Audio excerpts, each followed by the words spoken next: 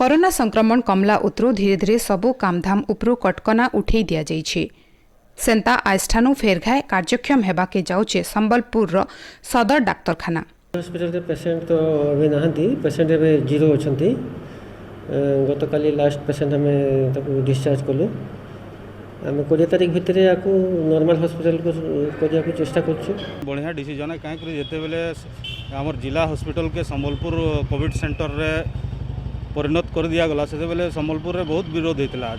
सामान्य के लोक जदि किसी गोटे बीमारी होउछे बेले से केने की जेबा तार परवर्ती समय सेटा एठाबली रे कले जिला थी कोरोना संक्रमण हार कमबार उतरू एंता निष्पत्ति नैछे जिला प्रशासन। आघनु सदर डाक्तरखाना के कोविड अस्पताल करा जायथिला। हेले जिल्लान कोरोना संक्रमण कमबारनु अस्पताल थी साधारण रोगी चिकित्सा लगी व्यवस्था करा जायछे। एतकर कोरोना आक्रांतंकु बुर्लार कोविड अस्पताल स्थानांतर करा जिबा। इतार सहित कोविड चिकित्सा लगी आसीथिबा अत्याधुनिक उपकरण आईसीयू भेंटिलेटर मान सदर अस्पताल थी ही रहबा बोली जिल्लापाल सूचना दैछन।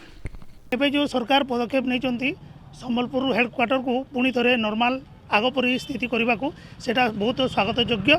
एथिरे सरकार को आम बहुत उपकृत हबू। जनसाधारणवासी सुविधार स्वास्थ्य अति शीघ्र सहजरे जाई पारिबे। यातायात सुविधा अच्छी।